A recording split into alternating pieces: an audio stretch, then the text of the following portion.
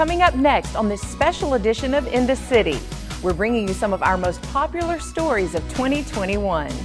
We met a special woman that is breaking barriers left and right. Also, one of Murfreesboro's most popular parks was connected to the Murfreesboro Greenway. Plus, Murfreesboro first responders spend the day playing ball with Miracle League players. And a famous country music artist gives back to his alma mater. We'll tell you all about those stories and more coming up right now on this special edition of In the City.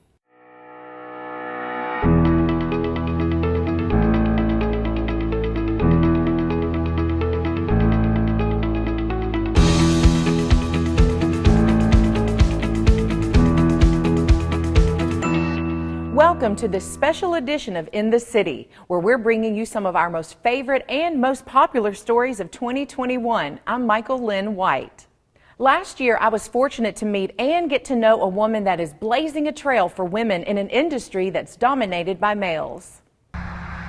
If you've driven Highway 231 between Murfreesboro and Shelbyville, chances are you've seen the beautiful farm that is the nearest green distillery. But what you might not know is the amazing story behind it.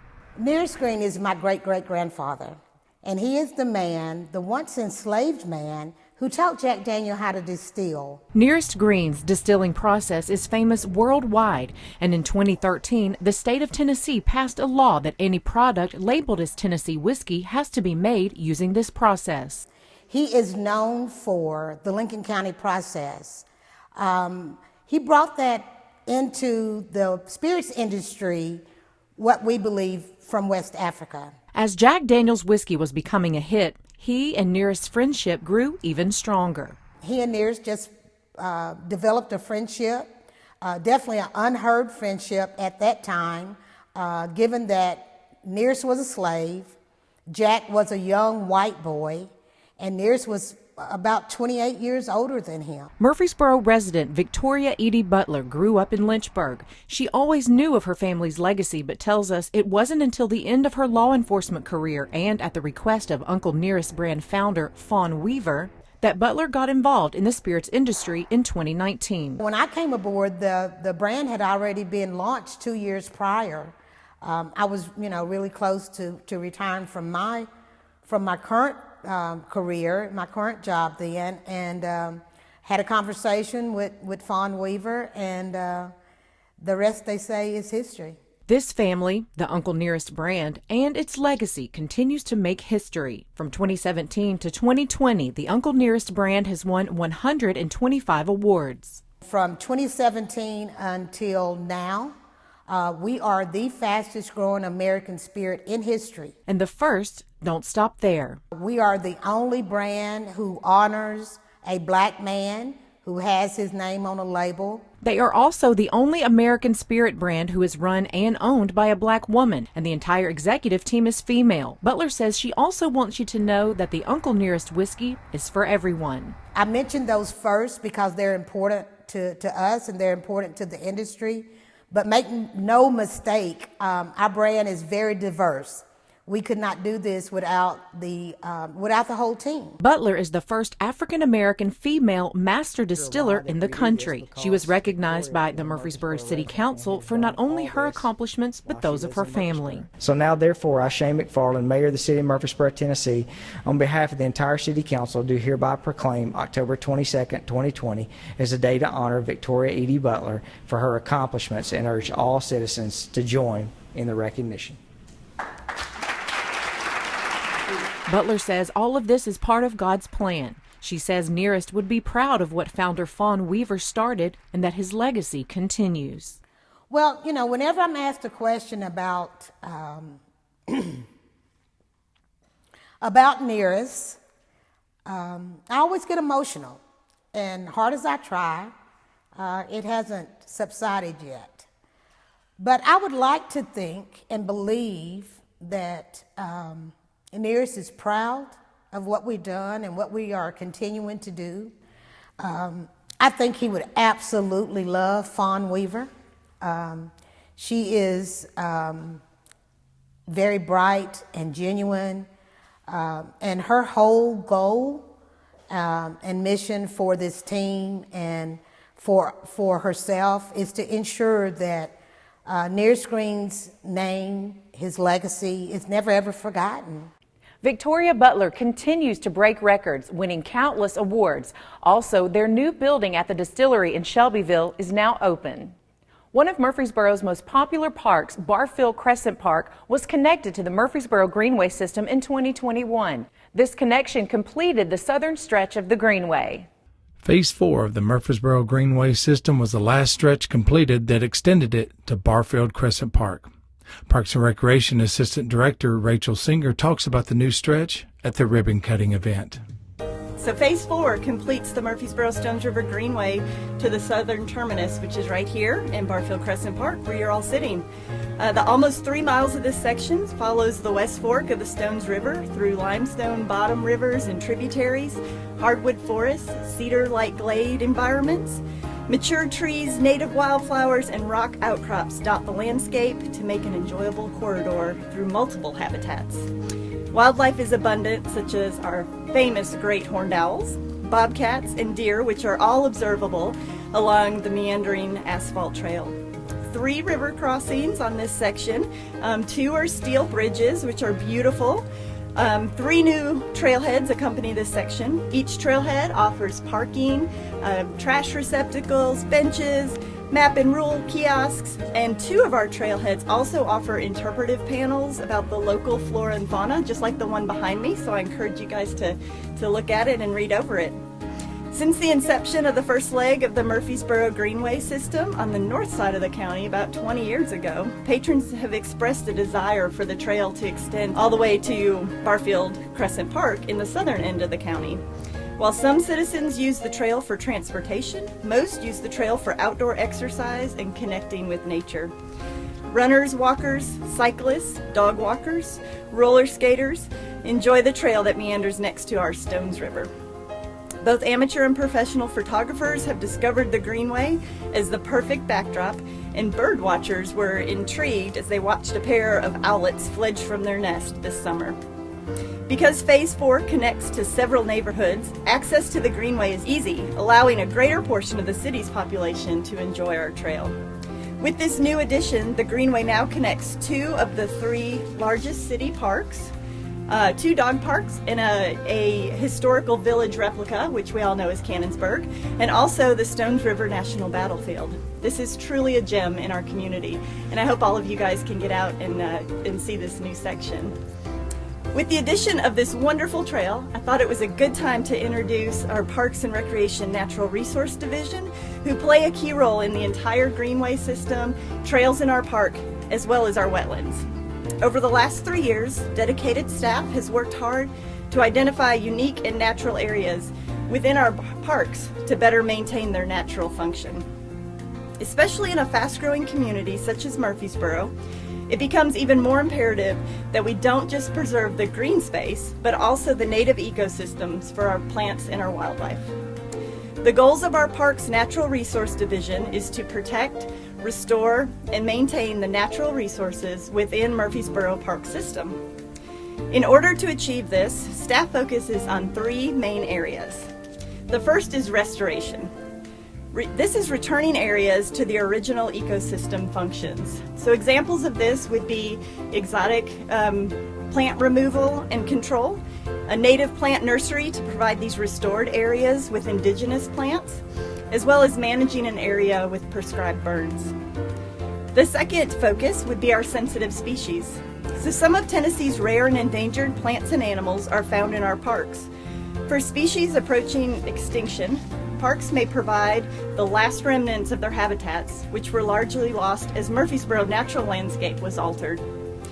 Park resource specialists monitor many of these species in the parks to identify adverse changes in their habitats and correct them through resource management work.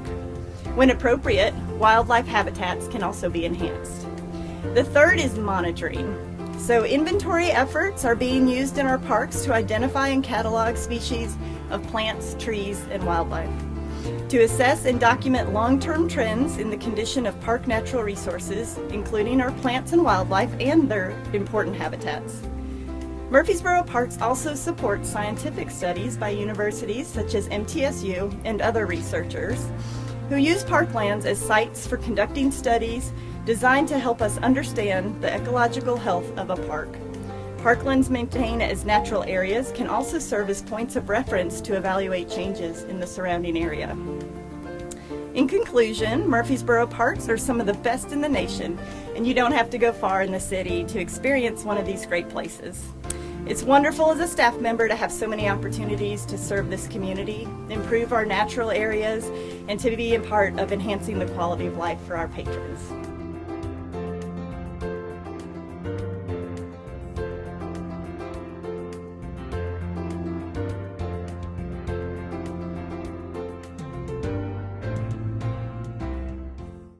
There is one day on Murfreesboro First Responders' calendar that they circle each year, and that's when they get to spend the day with Miracle League players. The Miracle League of Murfreesboro uses a buddy system, pairing each player with an able-bodied peer. The result is a bond that cannot be described. Recently, the Miracle League hosted First Responders Day, where the first responders were the players' buddies. The biggest reason that we do this is so that if our children and our adult players are in some sort of emergency situation, then they're not afraid of these people in uniform, that they've already formed a relationship, we've played ball together, and so yes, you can come and help me and I'm not going to be scared. We all come out about once or twice a year and we get an opportunity to play with the children here, the special needs children here at the Miracle Field, and it's one of the highlights of our year. We absolutely love it. The Murfreesboro Police Department and most police departments now are starting to train our officers to effectively respond to calls involving children who are autistic. It gives us some training on how to calm situations down. Can't help but put a smile on your face when you come out here. So it is, sorry, these guys are great. I love sports, I love baseball, I watch it every night. And you see these kids come out here, and I've got 4 healthy kids, proud of them, guys have been great, and these kids love being out here. We caught up with Russell, one of the players of the Angels, and talked to his mom on what it means for Russell to play in the Miracle League. He loves like all sports. He does wheelchair basketball and sled hockey and baseball, and if he can have a ball in his hand, he's happy. He has spina bifida, so he actually don't feel his feet, so he wasn't supposed to walk. Sports, I think, are what keeps him going. It keeps him determined, and he wants to play so bad, he's going to make sure he can do what he can to play. There is no other place like this around here, and for these kids to have the opportunity to come out here and have a little fun and feel like that they are like everybody else, I don't think they can replace that. And, it's an honor to come out here, and once you get out here, no matter what kind of day you're having, you're going to have a good one. The Murfreesboro Miracle League and the City of Murfreesboro is honored to host the National All-Star Game September 16th through 18th, 2022. Miracle League players from all over the country will come to Murfreesboro for a great weekend of events. Here's a CityTV produced promo that was played at the 2021 All-Star Game in Houston, Texas, welcoming players to Murfreesboro. Hi, I'm Angie Keating, and this is Homer, and we'd like to welcome you to the Miracle League of Murfreesboro, Tennessee! We'll get this party started at Burrow Beach, Murfreesboro's own 550,000-gallon water attraction.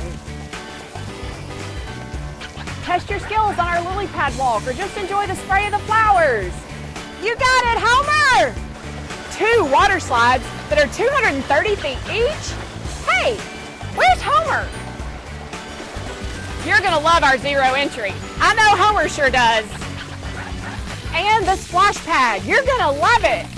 You wanna go in? Let's go!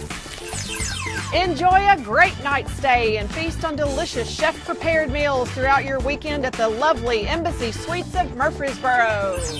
Go wild on over 14,000 square feet of our all-inclusive playground. Enjoy over 60 feet of our dual zip line, just like Homer.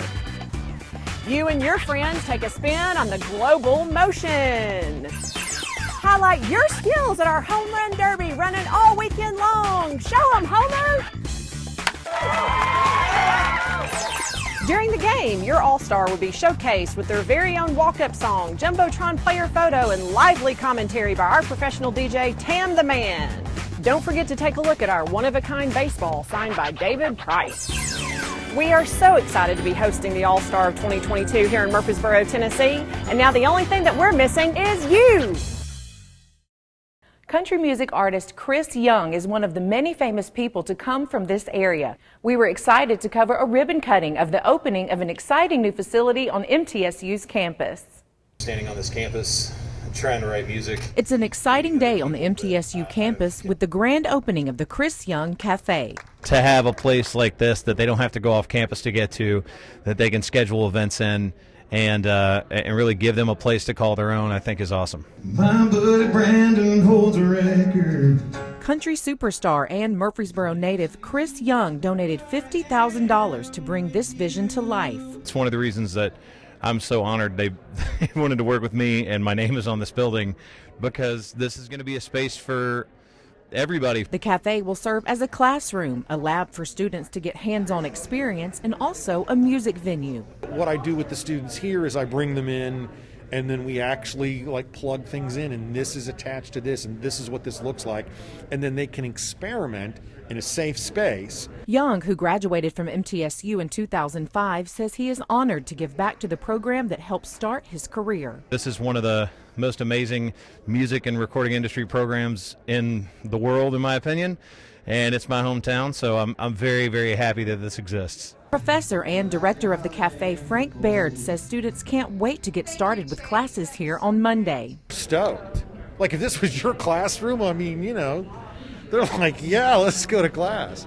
Young knows all too well what it's like to be a student dreaming of making it big. When we ask what advice he has for students, here's what he had to say. Students going here don't need any advice from me, really. They got it figured out. But I would just say, the thing I was always told to do is write as much as possible, perform as much as possible, and this gives an opportunity to perform even more without having to go off campus and having to find somewhere else that's a venue space that they're going to feel comfortable in. So if I was going to give a piece of advice, man, make this your own. A Tennessee Music Pathways marker in Young's honor was also unveiled, along with a mural dedicated to Young's famous friends, featuring some of Murfreesboro's legends as well. For CityTV, Michael Linn White. I was lucky enough in 2021 to get to meet a group of amazing women that have a special bond that's lasted for many years. The Soul Sisters, Scales & Sons softball team of Murfreesboro celebrates their 56th-year team celebration. We're going to talk about a little history today. We're going to have some fun, talk about some things that went on when we played, and fellowship together. In the early 1960s, a group of African-American girls set out to make history. We began with fast pitch. We didn't begin with slow pitch. And then in 1963, we moved from Christiana to Murfreesboro. And in 1965, we became an organized team. There weren't many resources for a group of young African-American females in the early 60s, but through the help of sponsors and their coaches, these young women worked hard and won games. Back when I started playing, we didn't have sponsors, so Daddy Gray, my daddy, they came out of their pockets to make sure we ate, to make sure we had our uniforms, to help out people that didn't have school stuff. I mean, the coaches, Daddy Gray and my daddy, Mr. Grant Daniels, they did a lot for the community. If children didn't have, they would give to them. Johnson says because her dad was the coach, she really didn't have much choice of whether or not to play. Softball kept us out of trouble. It kept us focused on something. And not only did we play, we were required to be good. And they were good, even winning the 1972 Tennessee State Championship in Chattanooga. In spite of dealing with racial tensions, these women held their heads high and played hard. We go to Chattanooga or Cooksville, Sparta. We got called names, and but our dad, he just told us we keep playing. We didn't feed into none of the negativity, and we just went out and beat people. Councilman Kurt Wade joined the celebration to read a proclamation from Mayor Shane McFarland, officially declaring the event Soul Sisters, Scales & Sons Women's Softball Day in Murfreesboro, finally giving these women and their coaches the recognition they deserve. Organizer Sheila Daniels Johnson gets emotional talking about just how special it is to have all of the players together after all these years. We are like family, and we've never got together. And I'm just a little overwhelmed. My dad is gone, my sister is gone, and we're going to release balloons in their honor, and we're going to call out their names.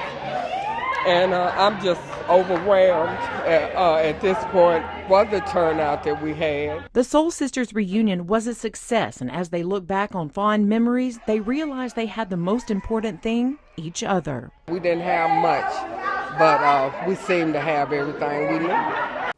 After being closed for over a year due to COVID, on June 24, 2021, the St. Clair Street Senior Center reopened their doors and welcomed a record number of seniors. St. Clair Senior Center opens its doors to an excited crowd. For the first time in over a year, the center is now fully open and registering seniors for new and existing programs and activities. It was lonely not having the seniors here. As much as the seniors missed us, we missed them just as much. So just to have them here doing our activities and get back to our normal course of our activities is a passion for us. This event is designed to let the community know everything St. Clair has to offer. We do bingo, Tai Chi, fitness classes, leisure classes, arts and craft classes, a travel program. We have a little bit of everything for everybody.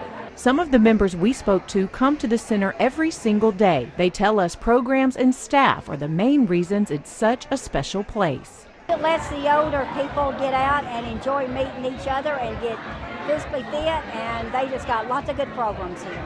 If you missed this open house event, don't worry. You can sign up for programs or become a member at St. Clair for free at any time. Well, I tell you, I look forward to this every day.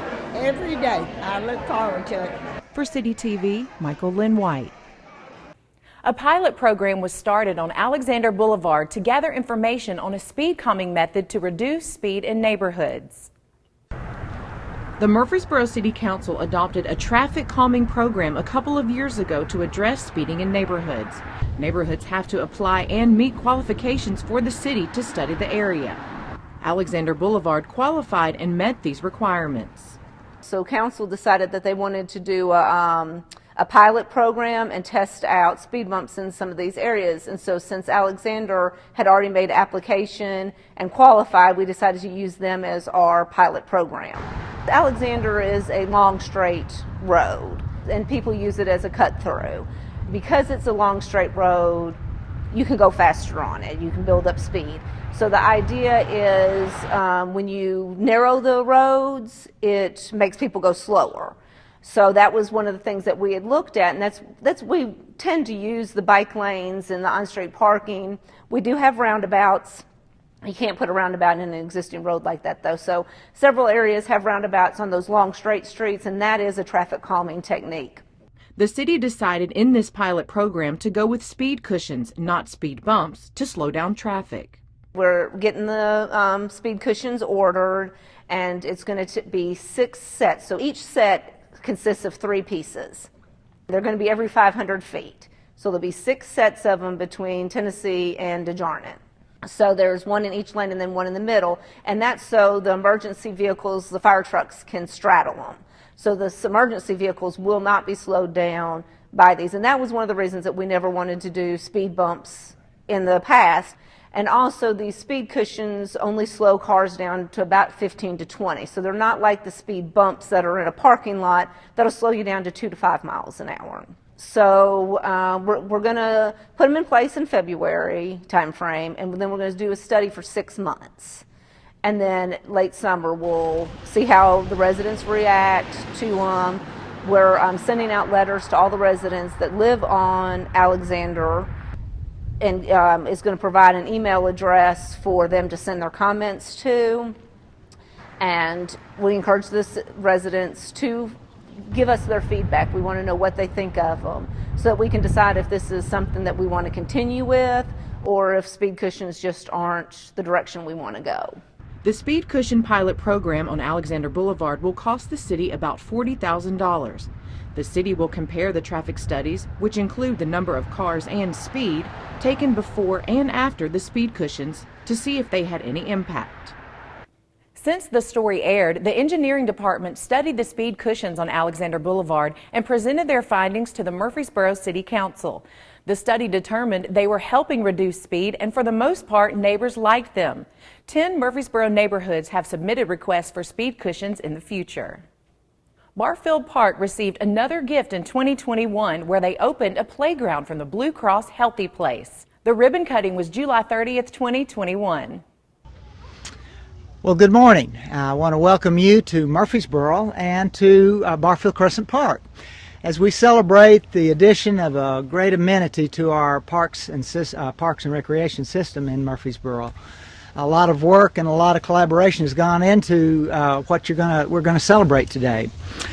We want to thank the collaboration between our wonderful Parks and Recreation group, the work that they put together to bring this to fruition, but also the corporate community that came and saw a need and provided the resources for us to have this amenity in our community today. I want to celebrate what it means. I had an opportunity this last week with my grandbaby who was visiting from out of town, and we were looking for a place to go and to enjoy each other. And we went to just about every park and recreation facility in Murfreesboro, and I can't tell you what a great time of memories, of creating memories with that child. So I know that there'll be lots of memories that will be created for grandchildren and for parents and their children here on this great facility. At Blue Cross, we believe that well-being is about more than just physical health. And the global pandemic has reinforced how important outdoor spaces are. Turns out that was the safe place to be. And they're important to get active, but also to connect to people. People connections matter. It matters for a healthy community. These communal spaces, they build relationships and they strengthen community bonds, and they're a part of overall health, both mental and physical. That's why the Blue Cross Foundation is building active, healthy spaces in communities all across Tennessee. These Blue Cross Healthy Places represent our commitment to improving the well-being of people and communities we serve. By the end of the year, we hope to have 17 of these parks opened across the state, and they vary in size and what they offer, but they all are inclusive and made for everyone. That's why we're excited to be here at this opening of the 8th Blue Cross Healthy Place here at Barfield Crescent Park in Murfreesboro. Thank you all for your shared commitment to improving the health and well-being of your neighbors. We're grateful to be a part of this special day, and we're looking forward to great things ahead as this Blue Cross Healthy Place becomes a part of the fabric of Murfreesboro. 5, 4, 3, 2, 1.